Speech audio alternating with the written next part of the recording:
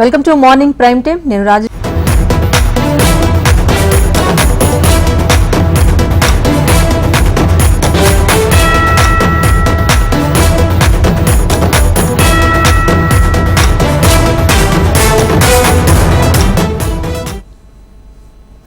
నేడు Lok Sabha pro tem speaker గా మెహతా ప్రమాణ స్వీకారం చేయనున్నారు. ఎంపీలతో లోక్సభ ప్రొటెం స్పీకర్ ప్రమాణం చేయిస్తారు. నేడు రేపు లోక్సభ సభ్యుల ప్రమాణ స్వీకార కార్యక్రమం కొనసాగనుంది. ముందుగా ఎంపీగా ప్రధాని మోదీ ప్రమాణ స్వీకారం చేయనున్నారు. ఈ నెల 26న లోక్సభ స్పీకర్ ఎన్నిక జరగనుంది.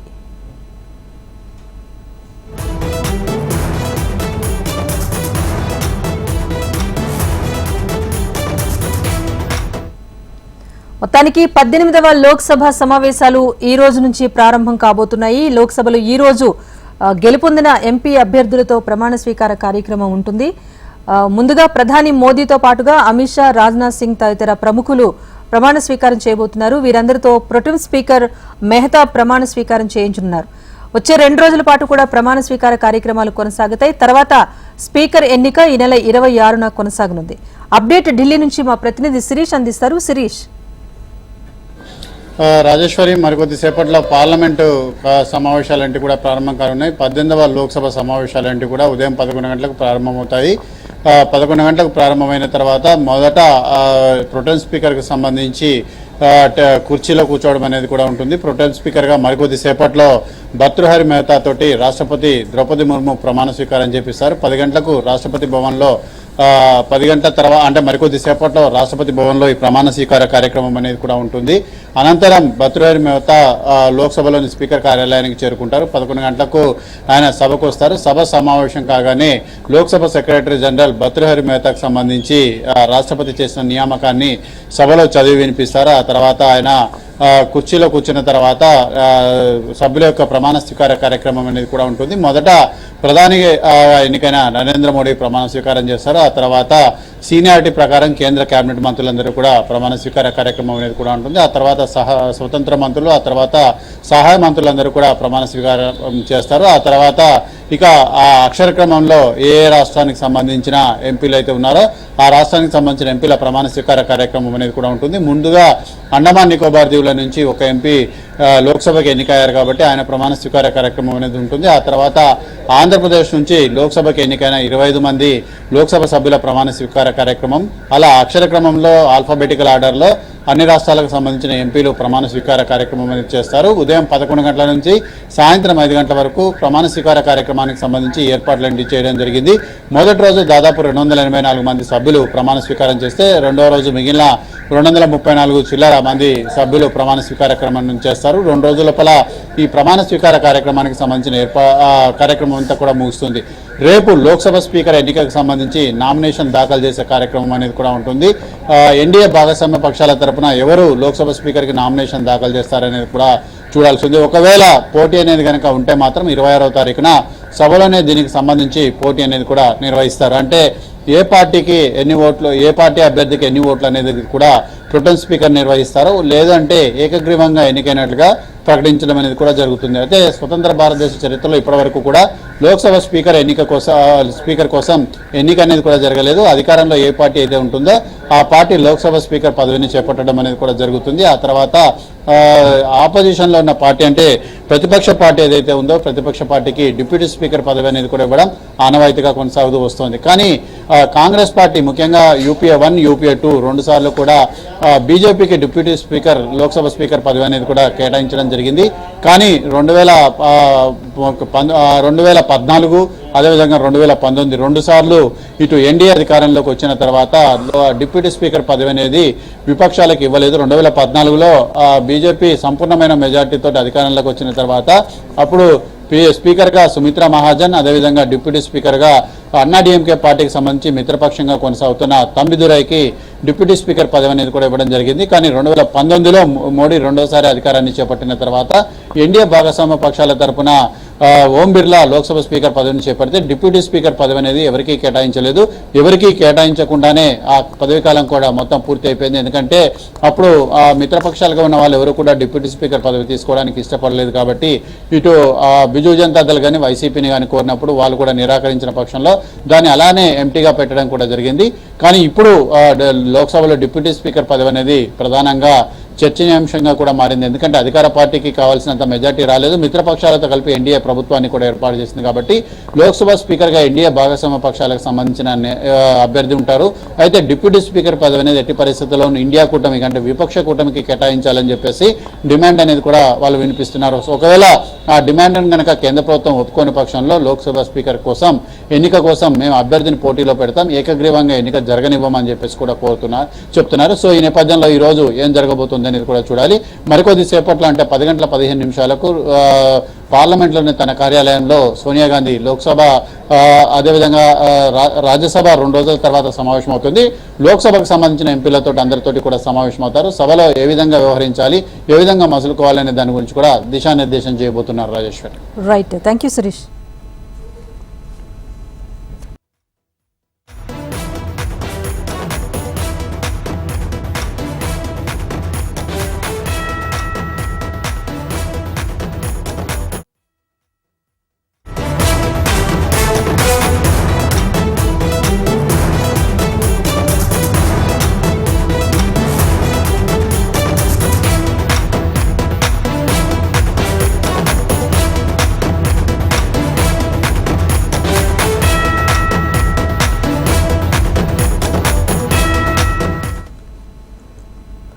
ముఖ్యమంత్రి చంద్రబాబు అధ్యక్షతన రాష్ట్ర మంత్రివర్గ సమావేశం వెలగపూడిలోని సచివాలయంలో జరగనుంది. ఎన్డీఏ ప్రభుత్వం అధికారంలోకి వచ్చాక జరుగుతున్న తొలి సమావేశం కావడంతో ప్రాధాన్యత సంతరించుకుంది. వివిధ శాఖల్లో వాస్తవ స్థితిగతులను తెలియజేసేలా శ్వేతపత్రాల విడుదలకు సంబంధించి ఇందులో నిర్ణయం తీసుకునే అవకాశం ఉంది. ముఖ్యమంత్రిగా బాధ్యతలు స్వీకరించిన తర్వాత mega DSC, land titling act రద్దు, పింఛన్ మొత్తం 4,000కు పెంపు, అన్నా క్యాంటీన్ల పునరుద్ధరణ, నైపుణ్య గణనపై చంద్రబాబు 5 సంతకాలు చేశారు. మంత్రివర్గ సమావేశంలో వీటికి ఆమోదం లభించే అవకాశం ఉంది. ఇక సూపర్ 6 పథకాల అమలు, అందుకు అనుగుణంగా బడ్జెట్ రూపకల్పనపైన మంత్రివర్గంలో చర్చిస్తారని సమాచారం. ఇదే అంశానికి సంబంధించి మరింత సమాచారం మా ప్రతినిధి కాంతి అందిస్తారు. కాంతి, చెప్పండి, ఈ రోజు ఏపీ కేబినెట్ సమావేశం ప్రాధాన్యత సంతరించుకుంది. సో చర్చకొచ్చే అంశాలేంటి? ఇప్పటికే 5 ఫైళ్లపైన సంతకం చేశారు కనుక వాటన్నిటికీ ఆమోద ముద్ర పడే అవకాశం కనిపిస్తోందా? రాజేశ్వరి, ఈ రోజు ఆంధ్రప్రదేశ్ తొలి కేబినెట్ సమావేశం జరగబోతా ఉంది. సచివాలయంలో చంద్రబాబు నాయుడు అధ్యక్షతన ఉదయం 10 గంటలకు కేబినెట్ సమావేశం కాబోతా ఉంది. కేబినెట్ లో ముఖ్యంగా ఏదైతే చంద్రబాబు నాయుడు మొదటి సంతకాలు చేశారో ఈ 5 అంశాలు ఏవైతే ఉన్నాయో 5 అంశాలకి సంబంధించినటువంటి ఆమోదం తెలిపే ప్రక్రియ ఉండబోతా ఉంది. కేబినెట్ కి సంబంధించి ముందుగా ఏవైతే 5 సూపర్ 6 పథకాల అమలుకి సంబంధించినటువంటి చర్చ కూడా జరిగే అవకాశం ఉంది. 8 అంశాలపై శ్వేతపత్రం విడుదల చేయాలి అని చెప్పి భావిస్తున్న నేపథ్యంలో ఆ 8 అంశాలు ఏంటి అనే దానికి సంబంధించినటువంటి చర్చ కూడా జరగబోతా ఉంది. ఇక పథకాల అమలు విషయంలో తీసుకోవాల్సినటువంటి చర్యల పైన కూడా ఎలా ముందుకు వెళ్ళబోతున్నారు అనేది ముఖ్యంగా చూసుకుంటున్నట్లయితే జూలై 1 నుంచి పెన్షన్ పెంపు అనేది ఉండబోతోంది. పెన్షన్ పెంపు 3,000 నుంచి 4,000కు పెన్షన్ పెంపుతో పాటుగా ఏదైతే ఏప్రిల్, మే, జూన్ నెలకి సంబంధించినటువంటి 3,000 రూపాయలు కలిపి 7,000 రూపాయలు ఈ నెల జూలై 1వ తేదీన పెన్షన్ వేస్తాము అని ప్రకటించిన నేపథ్యంలో దానికి సంబంధించినటువంటి ఆమోద ముద్రను కూడా కేబినెట్ వేయబోతా ఉంది. ఇక ల్యాండ్ టైటిలింగ్ యాక్ట్ రద్దు అంశానికి సంబంధించి కూడా కేబినెట్ ఆమోద ముద్ర వేయబోతా ఉంది. ఈ రెండుతో పాటుగా అన్నా క్యాంటీన్ల పునరుద్ధరణకి సంబంధించినటువంటి ఏదైతే నిర్ణయం తీసుకున్నారో అన్నా క్యాంటీన్ల పునరుద్ధరణకి సంబంధించి కూడా కేబినెట్ ఆమోద ముద్ర వేయబోతా ఉంది. దీంతో పాటుగా స్కిల్ సెన్సెస్ దీనికి సంబంధించినటువంటి దానిపైన కూడా కేబినెట్ ఆమోద ముద్ర వేయబోతూ ఉంది. అలాగే ల్యాండ్ టైటిలింగ్ యాక్ట్ ఏదైతే ఉందో దానికి సంబంధించి మొదటిగా ఏదైతే హామీ ఇచ్చారో రద్దుకు సంబంధించి అలాగే డిఎస్సి పైన కూడా కేబినెట్ ఆమోద ముద్ర వేయబోతూ ఉంది. ఇదే కాకుండా ఏదైతే 8 అంశాలపైన ప్రభుత్వం నుంచి శ్వేతపత్రం విడుదల చేయాలి అనుకుంటున్నారో దానికి సంబంధించినటువంటి చర్చ కూడా కేబినెట్ లో జరిగే అవకాశం కనిపిస్తా ఉంది. దీంతో పాటుగా మొదటిసారిగా మంత్రులైన వారు ఎవరైతే ఉన్నారో వారికి కూడా కేబినెట్ అయిపోయిన తర్వాత చంద్రబాబు నాయుడు ప్రత్యేకంగా వారితో భేటీ అయ్యే అవకాశం ఉంది. అదే మొదటిసారి మంత్రులు అవడమే కాదు మొదటిసారి ఎమ్మెల్యేలు అయ్యి మంత్రులైన వారు కూడా ఉన్నారు. సో వీళ్ళకి కేబినెట్ కి సంబంధించి అలాగే మంత్రివర్గంలో అలాగే అసెంబ్లీకి సంబంధించినటువంటి నిర్ణయాలు తీసుకునే విషయంలో ఎలా ముందుకు వెళ్ళాలి అనే దానికి సంబంధించినటువంటి నిర్ణయాలు కూడా తీసుకోబోతూ ఉన్నారు. తొలి కేబినెట్ సమావేశం కాబట్టి మంత్రులంతా కూడా హాజరు అవడంతో పాటుగా ఈ నిర్ణయాలన్నిటి మీద ఒక నిర్ణయం తీసుకునే అవకాశం ఉంటుంది. ఇక డిప్యూటీ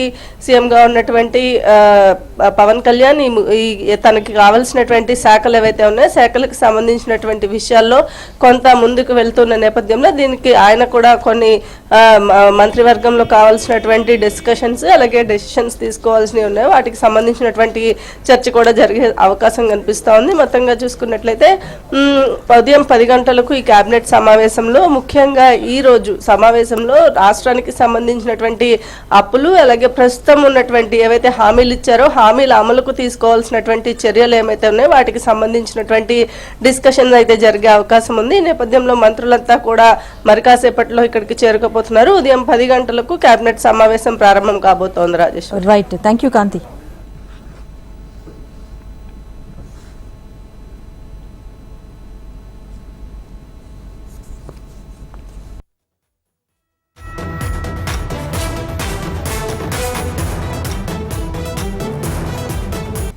ఏపీ మంత్రిగా కొల్లు రవీంద్ర బాధ్యతలు స్వీకరించారు. సెక్రటరియట్లోని 3వ బ్లాక్లో ఈ కార్యక్రమం జరిగింది.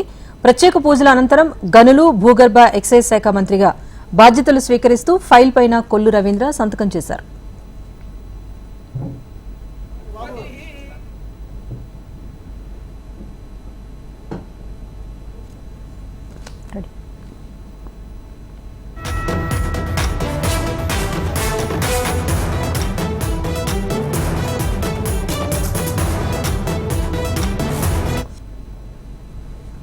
ఏపీ మున్సిపల్ శాఖ మంత్రి నారాయణ పటమట రెల్లి కాలనీలో పరిస్థితిని పరిశీలించారు. మంచినీటి సరఫరాలో నాణ్యత, ఇతర సమస్యలపై ప్రజలను అడిగి తెలుసుకున్నారు మంత్రి నారాయణ. ఓపెన్ డ్రైన్స్ లో వాటర్ ఓవర్ఫ్లో అయి మంచినీటి పైప్ లైన్లోకి వెళ్లడంతోనే డయేరియా సమస్యలు వస్తున్నాయని తెలిపారు. ఇక అండర్ డ్రైన్ పనులు పూర్తయితే ఇబ్బంది ఉండదన్నారు.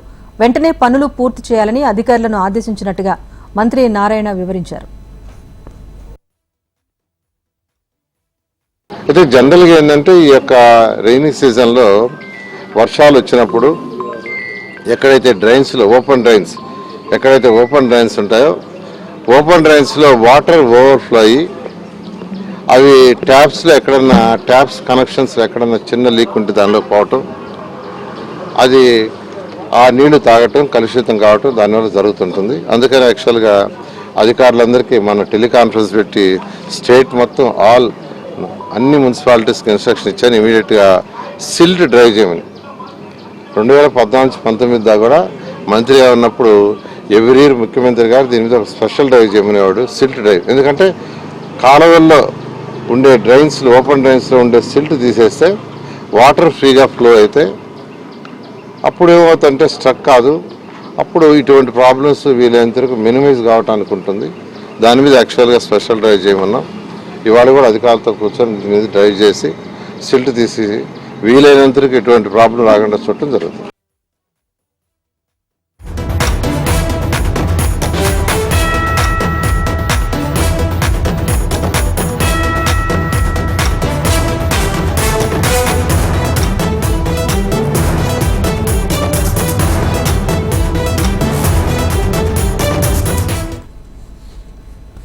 రాష్ట్రానికి చెందిన కాంగ్రెస్ ఎంపీల ప్రమాణ స్వీకారోత్సవానికి హాజరయ్యేందుకు ముఖ్యమంత్రి రేవంత్ రెడ్డి ఇవాళ ఢిల్లీకి వెళ్లనున్నారు.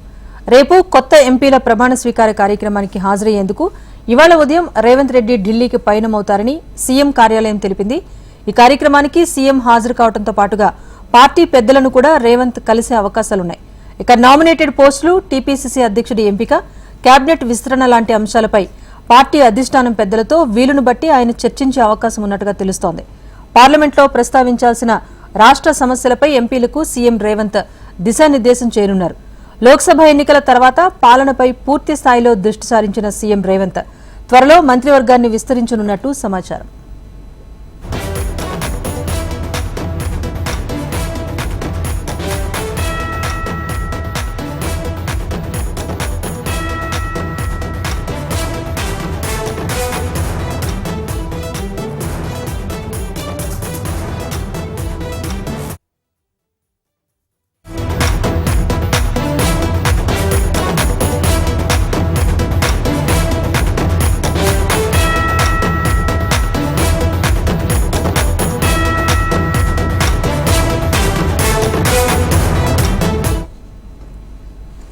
నేటి నుంచి తెలంగాణలో జూనియర్ డాక్టర్లు నిరవధిక సమ్మెకు దిగుతున్నారు. అత్యవసర సేవలు మినహా మిగతా విధులను బహిష్కరించి సమ్మెలో పాల్గొనబోతున్నట్టుగా వెల్లడించారు. 7 ప్రధాన డిమాండ్ల సాధనలో భాగంగా సమ్మె చేపడుతున్నట్టుగా జూనియర్ డాక్టర్స్ తెలిపారు. నిరసన కార్యక్రమాల్లో పాల్గొంటున్నప్పటికీ ప్రభుత్వం నుంచి స్పందన లేకపోవడంతో సమ్మెకు దిగాల్సిన పరిస్థితి వచ్చిందన్నారు. నేటి నుంచి తలపెట్టే సమ్మెలో అత్యవసర సేవలు, ఐసీయూ సేవలు మినహా మిగతా అన్ని రకాల సర్వీసులు నిలిపివేయనున్నట్టుగా జూనియర్ డాక్టర్ల సంఘం స్పష్టం చేసింది. సమ్మె నేపథ్యంలో ప్రభుత్వ బోధనా ఆసుపత్రుల్లో అవుట్ పేషెంట్, వార్డు సర్వీసులు నిలిచిపోనున్నాయి.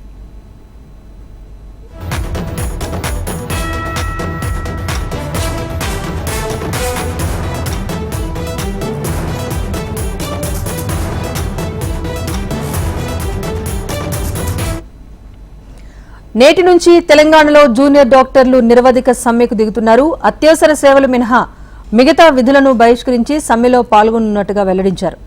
ప్రధానంగా 7 డిమాండ్ల సాధనలో భాగంగా సమ్మె చేపడుతున్నట్టుగా జూనియర్ డాక్టర్స్ తెలిపారు. నిరసన కార్యక్రమాల్లో పాల్గొంటున్నప్పటికీ ప్రభుత్వం నుంచి స్పందన లేకపోవడంతోనే సమ్మెకు దిగాల్సిన పరిస్థితి వచ్చిందన్నారు. నేటి నుంచి తలపెట్టే సమ్మెలో అత్యవసర సేవలు, ఐసీయూ సేవలు మినహా మిగతా అన్ని రకాల సర్వీసులు నిలిపివేయనున్నట్లుగా జూనియర్ డాక్టర్ల సంఘం స్పష్టం చేసింది. సమ్మె నేపథ్యంలో ప్రభుత్వ బోధనా ఆసుపత్రుల్లో అవుట్ పేషెంట్, వార్డు సర్వీసులు నిలిచిపోనున్నాయి.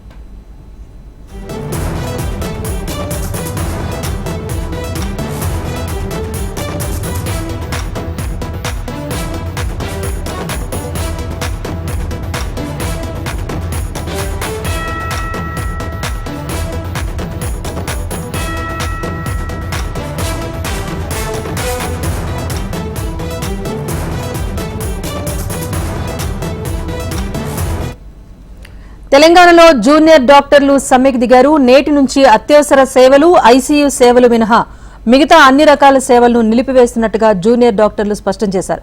గతం నుంచి సమ్మె చేస్తున్నప్పటికీ కూడా ప్రభుత్వం స్పందించకపోవడంతోనే అత్యవసరంగా సమ్మె దిగాల్సిన పరిస్థితి వచ్చిందని జూనియర్ డాక్టర్ల సంఘం స్పష్టం చేసింది. సో నేటి నుంచి నిరవధికంగా జూనియర్ డాక్టర్లందరూ కూడా సమ్మెకు దిగుతున్న నేపథ్యంలో అవుట్ పేషెంట్ సర్వీసులు అయితే పూర్తిగా నిలిచిపోనున్నాయి. అత్యవసర సేవలు మినహా మిగతా అన్ని సర్వీసులను నిలిపివేస్తున్నట్టుగా జూనియర్ డాక్టర్లు చెబుతున్నారు. ఏవైతే ప్రధానంగా 7 డిమాండ్స్ చేస్తున్నారో ఆ డిమాండ్లను నెరవేర్చకపోతే సమ్మె కొనసాగిస్తామని కూడా జూడాలు చెబుతున్నారు.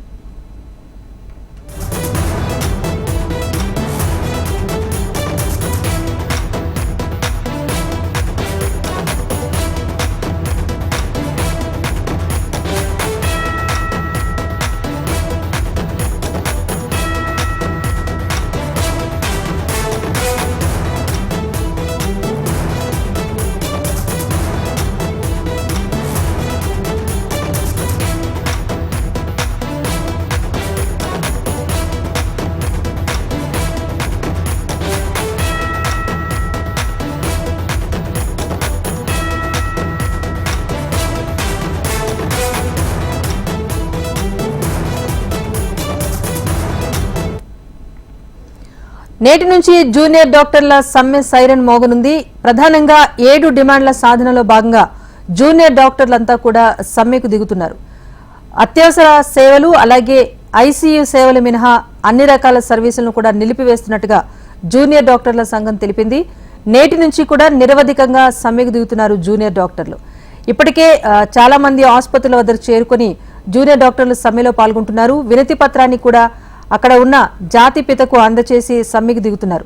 గతంలో ప్రభుత్వం ముందు అనేక డిమాండ్లకు సంబంధించి పరిష్కరించాల్సిందిగా జూనియర్ డాక్టర్లు తెలిపినప్పటికీ కూడా ప్రభుత్వం నుంచి ఎలాంటి స్పందన లేకపోవడంతోనే తామంతా సమ్మెకు దిగాల్సి వచ్చిందని చెప్పి జూనియర్ డాక్టర్ల సంఘం వెల్లడించింది.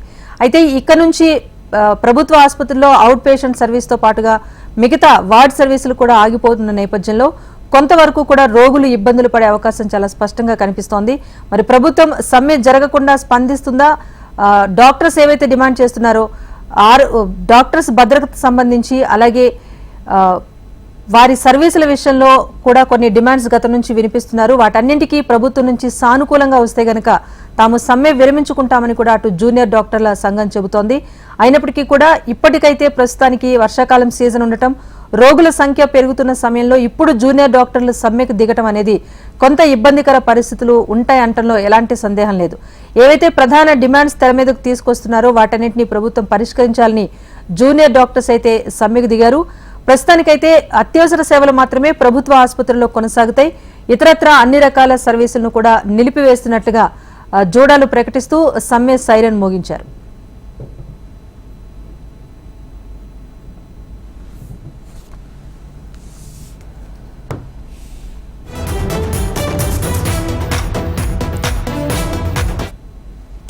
జూనియర్ డాక్టర్ల సమ్మెకు సంబంధించి మరింత సమాచారాన్ని మా ప్రతినిధి రజిత అందిస్తారు. రజిత, చెప్పండి, జూనియర్ డాక్టర్స్ సమ్మెకైతే దిగారు, సమ్మె సైరన్ మోగించారు. ప్రధానంగా వారు చేస్తున్న డిమాండ్స్ ఏంటి? గతంలో కూడా ప్రభుత్వం నుంచి స్పందన లేదని చెప్తున్నారు. ప్రస్తుతం అక్కడ సిచ్యువేషన్ ఎలా ఉంది?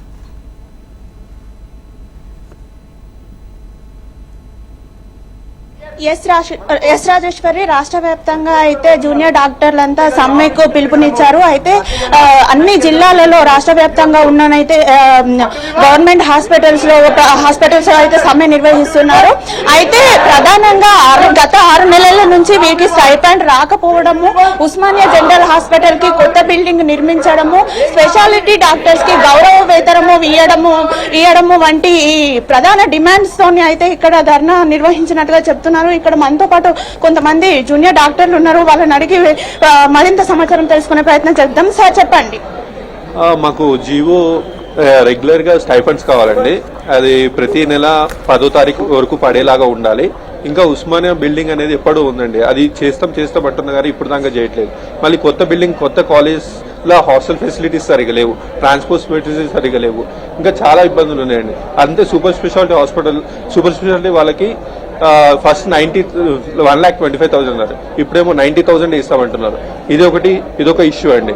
ఇంకా ఇలాంటి చాలా ఉన్నాయి. మేము ఎలాంటి డిమాండ్స్ ఉన్నాయి మీ దగ్గర? దేనికోసం మేము ప్రధానంగా సమ్మెకి వెళ్ళడానికి కారణం రెగ్యులరైజేషన్ ఆఫ్ స్టైఫండ్స్ అండి. ఎవ్రీ నెల మాకు స్టైఫండ్ అనేది రెగ్యులర్ గా అందదు. మేము దానికోసం ఒక 3 నెలలు, 4 నెలలు, 5 నెలలు వేచి చూడాల్సిన పరిస్థితి ఉంది గత సంవత్సరాల నుంచి చూసుకుంటే. అది కూడా ఎప్పుడు వస్తుంది అంటే మా జూడా నుంచి ఎవరన్నా డాక్టర్స్ ముందుకెళ్లి అధికారులతో చర్చలు జరిపి రిక్వెస్ట్ చేస్తేనే మాత్రమే మాకు స్టైఫండ్స్ వస్తున్నాయి. ఇలాంటి సిచ్యువేషన్ ఎన్ని రోజులు ఉంటుంది? ఇంకా మాకు స్టైఫండ్ రెగ్యులర్ గా క్రెడిట్ అవ్వాలంటే మాకు గ్రీన్ ఛానల్ అనేది క్రియేట్ చేయాలి. ఎవ్రీ మంత్ మాకు 10th లోపు స్టైఫండ్స్ కావాలి అని మా ప్రధాన డిమాండ్. రెండో డిమాండ్ వచ్చేసి హాస్టల్ ఫెసిలిటీస్ అండి. ఇప్పుడు గాంధీలో చూసుకుంటే మనకు 213 పీజీస్ ఉన్నారు, వారికి సరిపోయే హాస్టల్స్ లేవు. ఎవ్రీ ఇయర్ ఒక 40% స్టూడెంట్స్ కి మాత్రమే హాస్టల్ ఫెసిలిటీస్ ఉన్నాయి. మిగతా వాళ్ళందరూ బయట ఇబ్బందులతో ఎక్స్ట్రా మనీ పే చేస్తూ బయట హాస్టల్స్ లో ఉండి డ్యూటీస్కి అటెండ్ అవుతున్నారు. వాళ్ళు ఎందుకు అలా సఫర్ చేయాలి? సార్, అయితే మీరు నోటీస్ కూడా రిలీజ్ చేశారు. చర్చలు ఏమైనా జరిగినాయి సార్? ఆ చర్చలలో ఏం చెప్పారు? నోటీసు 19వ తారీఖు ఇవ్వడం జరిగింది. అప్పటి నుంచి అయితే మాకు ఎలాంటి సానుకూల స్పందన అయితే గవర్నమెంట్ నుంచి రాలేదు. మేము కూడా స్పందన కోసం వేచి చూస్తున్నాము. చూడాలి ఏం జరుగుతుందో. ఇప్పుడు సర్వీస్ లో అన్ని బ్యాన్ చేశారా, లేకపోతే ఎమర్జెన్సీ సర్వీసులు ఏమైనా నడుస్తున్నాయా? అన్ని సర్వీసులు బ్యాన్ చేయలేదండి. Only out patient OP services and ward services మాత్రమే స్టాప్ చేసాం. ఎమర్జెన్సీ సర్వీసెస్ యథావిధిగా నడుస్తున్నాయి. మేము కూడా ప్రజలను దృష్టిలో పెట్టుకుని ఎమర్జెన్సీ సర్వీస్ ఇప్పుడే స్టాప్ చేయడం లేదు. బట్ గవర్నమెంట్ నుంచి ఎలాంటి స్పందన వస్తుందో చూసి దాన్ని బట్టి ముందుకెళ్లాలని అనుకుంటున్నాం. మీ తదుపరి కార్యాచరణ ఏంటి సార్? నెక్స్ట్ ఏం చేయబోతున్నారు? ఇన్ కేసు ప్రభుత్వం ప్రభుత్వం స్పందిస్తే ఫస్ట్ చర్చలకైతే వెళ్లాల్సి వస్తుందండి. చర్చల్లో జరిగే దాన్ని బట్టి భవిష్యత్తులో కార్యాచరణ ఏంటో అనేది జూడా వాళ్ళు డిస్కస్ చేసి చెప్పడం జరుగుతుంది. ఇది ఒక్కటి తీసుకునే డెసిజన్ కాదు, అందరినీ దృష్టిలో పెట్టుకొని చర్చలు జరిగితే దాన్ని బట్టి ఏంటో అని స్పందన తెలుస్తుంది. అయితే గత కొంతకాలంగా వారు వివిధ సమస్యల గురించి ప్రభుత్వం దృష్టికి తీసుకువెళ్లినప్పటికీ ఎలాంటి స్పందన రాకపోవడంతో అయితే గతంలో కూడా వీరు నోటీస్ జారీ చేశారు. ధర్నాకు దిగుతున్నప్పటికీ నోటీస్ జారీ చేసినప్పటికీ కూడా ఎలాంటి స్పందన లేదు. వివిధ రకాలుగా వాళ్ళు నిరసన వ్యక్తం చేశారు. నల్ల దుస్తులు ధరించి థ్యాంక్ యూ రజిత. సచివాలయంలోని 4th బ్లాక్ లో రూమ్ నంబర్ 208 లో మానవ వనరులు, ఐటీ, ఎలక్ట్రానిక్ శాఖల మంత్రిగా నారా లోకేష్ బాధ్యతలు స్వీకరిస్తున్నారు. లైవ్ లో చూద్దాం.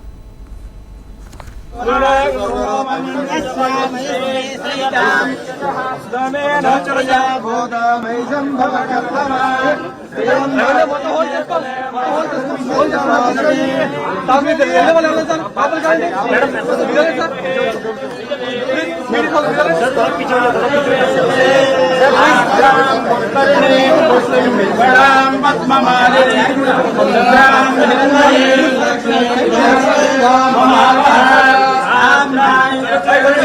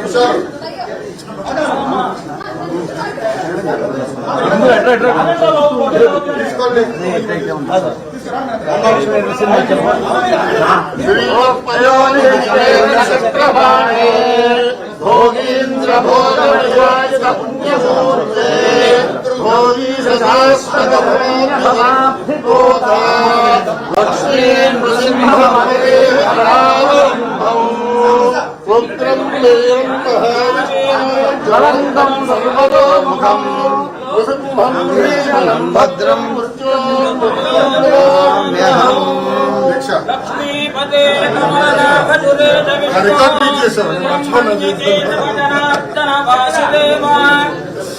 ఒక్క నిమిషం స్వామి శ్రీకాంత్ ఎమ్మెల్యే నాయకులు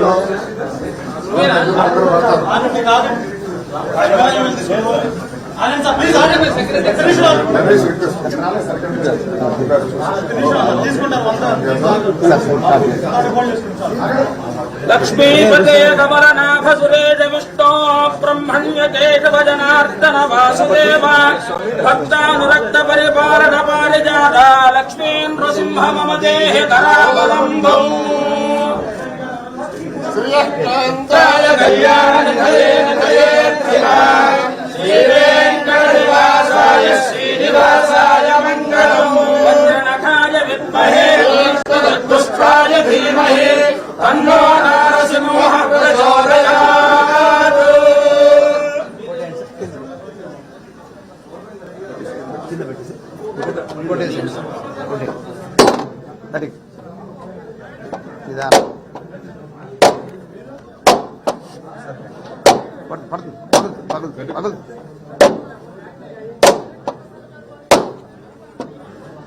Yes, yes.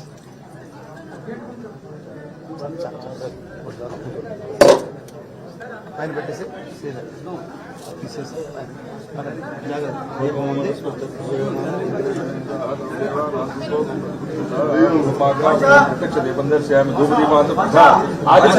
సమర్పయామి నీరాజనం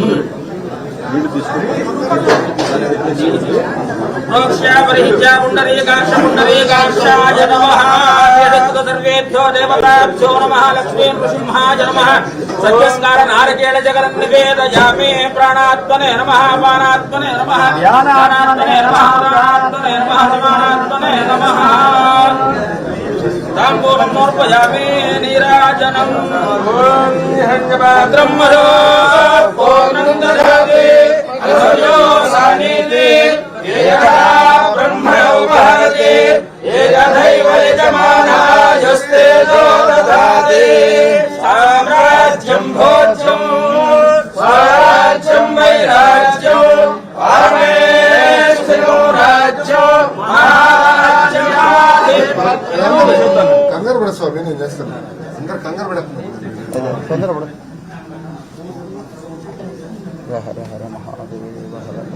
ఓం జాతవేదసే సర్వామసోమరాతే యతో నిదహాతి యతః మీరు తీసుకోండి కృష్ణాయ విష్ణుదరినాథ్యే కామగ్నివర్ణాన్ తపసాజ్వలంతే వైరోజనీర్ కర్మ ఫలేషు దుష్టాం దుర్గాం దేవీం శరణమహం ప్రపద్యే సుకరసితరసే నమః త్వం వారయానవ్యాస్మాన్ స్వస్తి విరజ దుర్గాణి విశ్వా ఊష్ఠమృదే బహుళాన వర్వే భవదోకాయతనయాయ సంయో విశ్వాన్యో దుర్గః జాతవేదః సింధన్న నామాదురితాది పరిచే అగ్నే అగ్నిమన్మనసా కృణానోస్మాకం భోజ్య విధాతమూలం ఉత్తరాజ సహమానముగ్రమగ్ర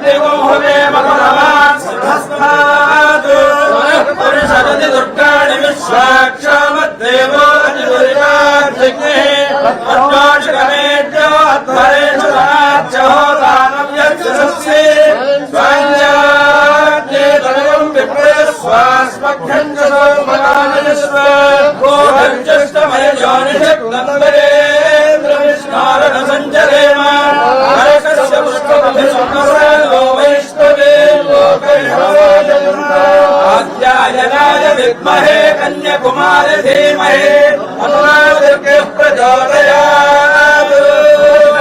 सर्वसिद्ध्यामीश्वर सर्वभूतानां ब्रह्मादिपतिर्ब्रह्मणोऽधिपतिर्ब्रह्मा शिवो मे अस्तु सदा शिवो।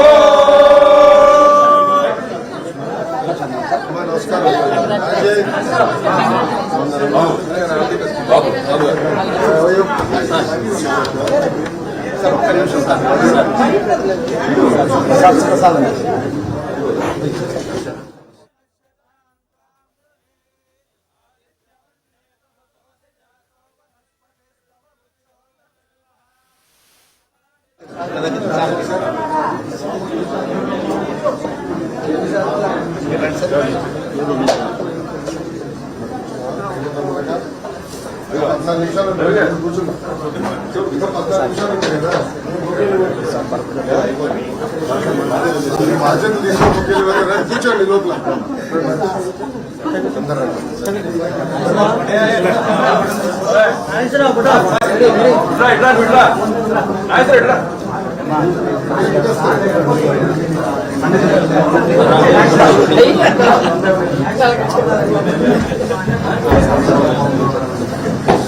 నేను ఎందుకు వేస్తారు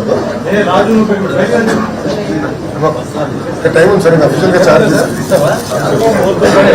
9:31 కదా 9:30 కదా 9:45 కదా కూర్చోండి.